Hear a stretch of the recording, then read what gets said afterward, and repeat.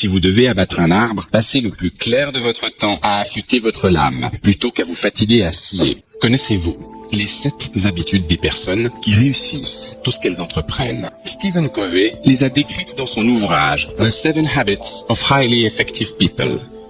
Première habitude, être proactif, prendre l'initiative, ne pas vous imposer de limites pour agir et reconnaître que vous avez toujours le choix de votre attitude et de vos actes. Il se peut que vous ne maîtrisiez pas toutes les circonstances. En étant proactif, vous pouvez opérer dans le champ des possibles. En prenant vos responsabilités, vous allez étendre votre horizon de possibilités. Deuxième habitude, commencez en ayant l'objectif à l'esprit. Cette habitude est basée sur le principe que toutes les choses sont créées 2 fois.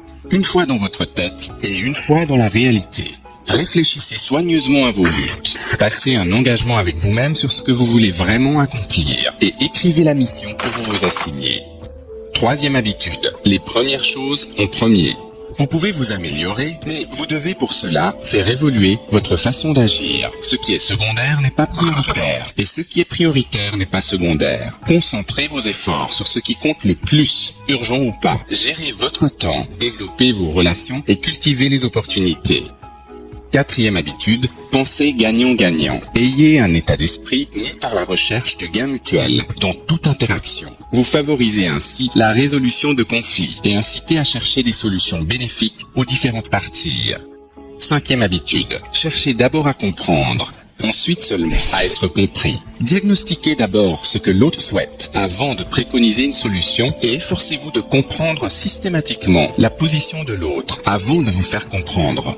Sixième habitude, utilisez les synergies. Une équipe peut prospérer sur la synergie des forces individuelles de chacun. Les résultats sont largement supérieurs à la somme des contributions.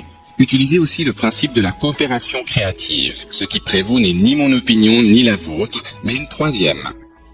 Septième habitude, aiguisez vos facultés. Si vous devez abattre un arbre, passez le plus clair de votre temps à affûter votre lame, plutôt qu'à vous fatiguer à scier. Renouvelez vos ressources mentales, physiques, sociales et spirituelles en permanence. Cela vous aidera à appliquer au quotidien les autres habitudes visant à l'efficacité.